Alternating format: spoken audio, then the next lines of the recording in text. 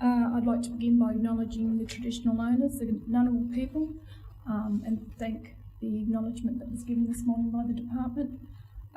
My name's Dallas McKeown. I'm a Wallaroo woman from southwest Queensland, and my colleague Carrie Roth, who's the Program Support Officer for Tackling Indigenous Smoking at Apunapima, is a Waka Waka woman from southeast Queensland. I just wanted through this presentation to set the scene for community profiles because we're part of the Sister Quit research project that Gillian is the Chief Investigator of, and I've entitled this Challenges and Celebrations. So services in Cape York communities are split between Apunapima, the RFDS and Queensland Health. Apunapima provides a full comprehensive family service alongside with doctors, nurses, health workers, podiatry, diabetes nurse educators, nutritionists, dietitians, social and emotional wellbeing staff, and child and maternal health services. Queensland Health provides acute care services, and the RFDS provides general practice doctors and chronic disease nurse services. I'm going to present some data around two communities that are involved with the Sister Quit project, and they're the communities of Kowanyama and Pomparore. So I just want to make it really clear that when we're looking at this data that I'm presenting, please remember that the numbers may look higher or lower than they actually are, because Apunapima only accounts for a part of the healthcare services for the communities. We have an electronic record system, and Queensland Health uses paper-based records. So an accurate picture is difficult, and data sharing is, I think the word I have to use is problematic. So Apunapima, in the last 2 decades, since its inception, Apunapima has grown from a small advocacy organisation with over 280 staff currently. And Apunapima delivers a comprehensive primary healthcare services to 11 Cape York communities. Apunapima adheres to a family-centred model of comprehensive primary healthcare, which sees clients as individuals embedded in families and communities. So according to the 2016 Australian census, there are 944 people living in Kowanyama. The community is predominantly young, with children aged 0 to 4 years making up nearly 30% of the population, and 91% identify as Aboriginal and or Torres Strait Islander. In Kowanyama, there are 211 adults who have been seen by Apunapima who have diabetes. This suggests that every 1 in 3 Aboriginal and or Torres Strait Islander adult in Kowanyama has diabetes. This is higher than the national average, where it is reported that approximately 13% of Aboriginal and Torres Strait Islander people in Australia have diabetes. According to the Apunapima data, there are 30 adults in Kowanyama with heart disease. This equates to 1 in every 20 persons. There are 104 adults with kidney disease in Kowanyama. This is approximately 8 in every 50 people. Although the client smoking number is similar to the national average, 70% of clients seen by Apunapima have not had their smoking status recorded, so it's likely that more clients do smoke. Across Australia, the number of smokers who are Aboriginal and or Torres Strait Islander is high, with 41% reporting regular smoking. It is therefore likely that the smoking numbers in Kowanyama is much larger than 15%. Out of the 37 total pregnancies in 2018, 24 had their smoking status recorded, and of them there were 14 smoking during pregnancy. In Pomparore, according to the 2016 Australian census, there are 749 people living in Pomparore. The community is predominantly young. The median age of people was 31 years.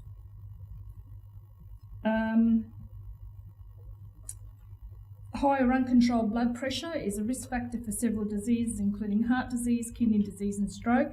It is often seen in people who smoke, drink alcohol, are overweight or obese, or who are physically inactive.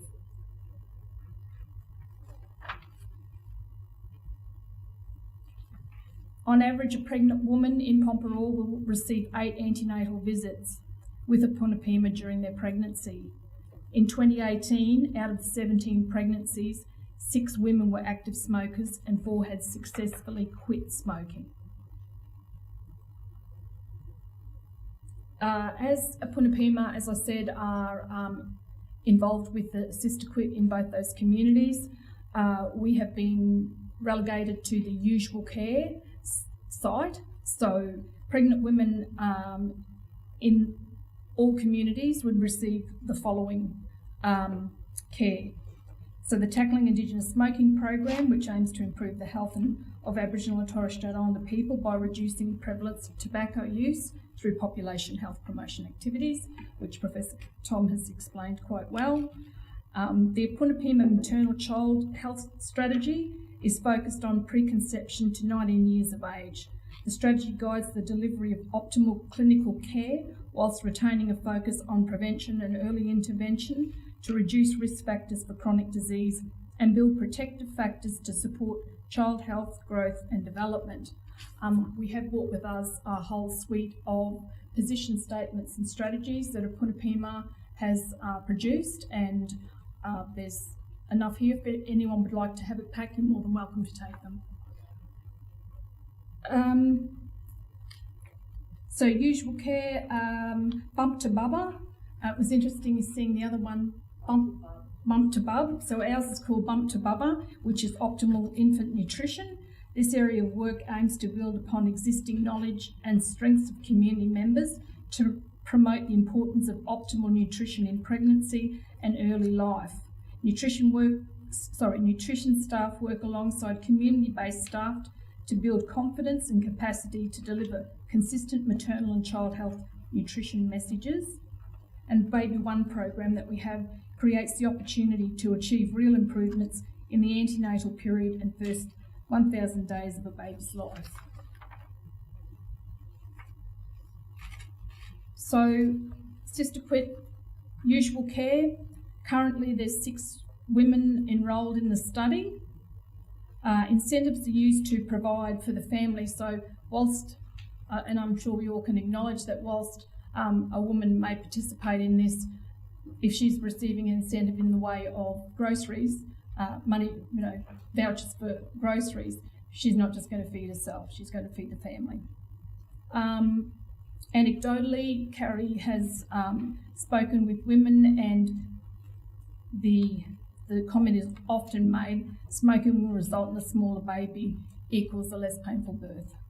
So there's a disconnect between knowledge of smoking and pregnancy versus smoking will harm my baby. Some challenges and mitigation. So the data presented is a snapshot of the scale of ill health and overwhelming burden of disease faced by many remote Indigenous populations. We need to consider the individual's right to choose what their priority is and at what level they wish to engage. Undertaking health promotion is reliant on clear communication between individuals and organisations and include IT systems that exchange information in a timely manner. Using multiple service providers requires a robust communication process. So there's the usual, our challenges are the usual Cape York challenges, including weather, community dynamics, sorry business, and travel and accommodation, and people's priorities. Smoking is viewed as an alternative to drinking alcohol for stress relief. Stresses may include issues with perceived lack of support from a partner during pregnancy, money issues, family dysfunction, domestic violence, boredom with community life, concern with the fidelity of a partner when having to leave community for specialist appointments. The next slide, I'll provide you an idea of the price of groceries, and I'm showing you the reality for many Aboriginal communities so that you, when you're considering providing incentives in the way of grocery vouchers to participants, so you can see how it could potentially be spent. So these were prices last week in one of those communities that we work in. I just thought it was really important that we understand, who there, if you're getting a $30 or a $40 voucher, is going to go and buy a kilo of steak, because I'm certainly not. and I'm looking at a loaf of bread, and I'm looking at 2 kilos of rice, and I'm wondering about when my next pay packet is, my next pay is coming in.